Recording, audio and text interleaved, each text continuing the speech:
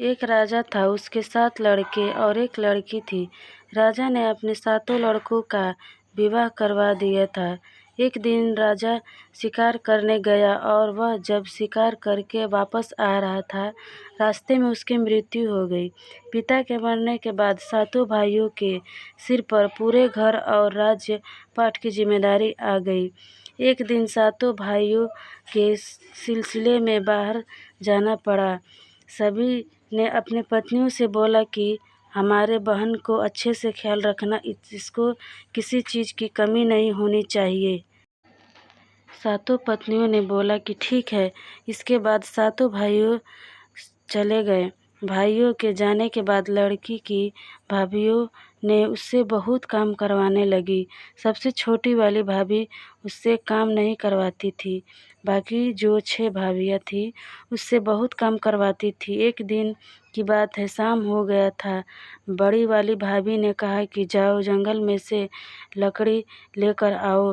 लड़की ने रस्सी मांगा। भाभी ने कहा बिना रस्सी के जाओ। वो मन में सोच रही थी कि भला बिना रस्सी के कैसे मैं लकड़ी लेकर आऊँगी। वो जंगल में गई। उसने लकड़ी एकत्रित किया और बैठकर रोने लगी। तभी एक सांप आया। उसने लड़की को रोते देखकर पूछा कि क्यों रो रही हो। लड़की बोली कि मेरी भाभी इंतज़ार कर रही होगी कि मैं लकड़ी लेकर जाऊं तो वो खाना बनाए।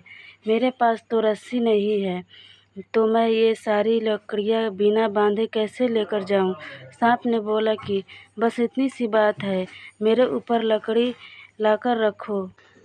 लड़की ने वैसा ही किया और सांप ने लकड़ी को लपेट लिया। इसके बाद लड़की फिर सोच में पड़ गई। सांप ने बोला कि अब क्या हुआ। लड़की बोली कि तुम्हें अगर मेरी भाभी देख लेगी तो तुम्हें मार देगी। सांप ने बोला कि चिंता मत करो, मुझे ले जाकर आंगन में छोड़ देना, मैं नाली से निकल जाऊंगा। लड़की सांप की बात सुनकर खुश हो गई और अपने घर के तरफ निकल पड़ी। कुछ देर बाद लड़की घर आ गई। उसे घर जाने में रात हो गई थी। उसके देर से आने की वजह से उसकी भाभी ने उसे खाना नहीं दिया। उसे बहुत मारा पीटा।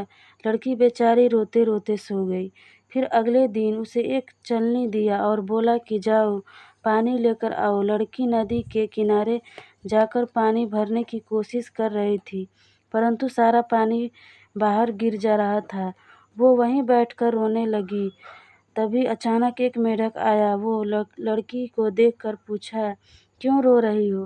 लड़की बोली कि मैं पानी भर रही हूँ, लेकिन सारा पानी चलनी से गिर जा रहा है, क्योंकि चलनी में बहुत सारा छेद है। मेढक ने उसे एक उपाय बताया और बोला कि बस इतनी सी बात है। उसने अपने सारे मेढक को बुलाया और उस चलनी में बैठ गए और बोला कि घर ले जाकर एक बाल्टी में रख देना। हम सारे मिलकर उस बाल्टी में पेशाब कर देंगे और बाल्टी भर जाएगा। उसके बाद हम लोग वहाँ से चले जाएंगे।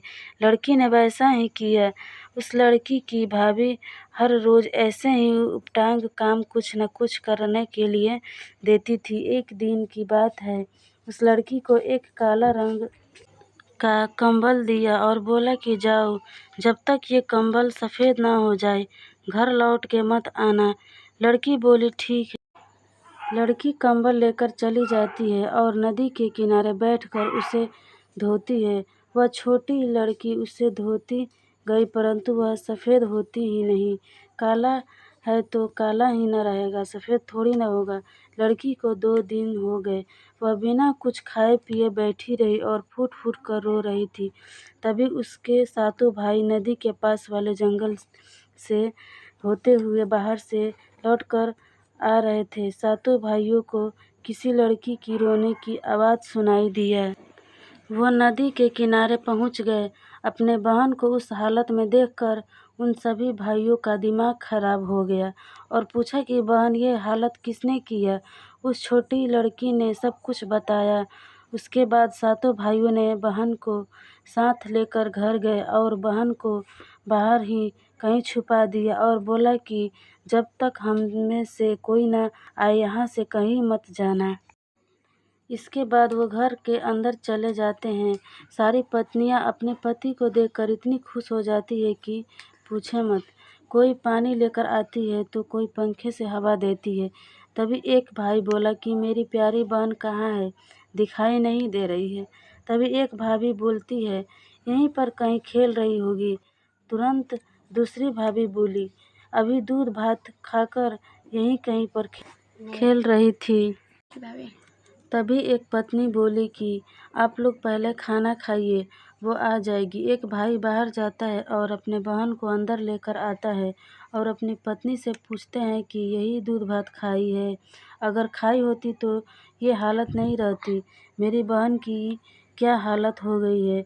सारी पत्नियां कुछ नहीं बोलती है। तब छोटी लड़की बोलती है कि सबसे छोटी वाली भाभी ने कुछ नहीं किया है, बाकी सारी भाभी ने बहुत सताया और काम करवाया। सारे भाइयों ने मिलकर अपनी पत्नियों को घर से बाहर निकाला और सबसे छोटी वाली पत्नी रह गई। उसके बाद सारे मिलकर राजपाट चलाने लगे।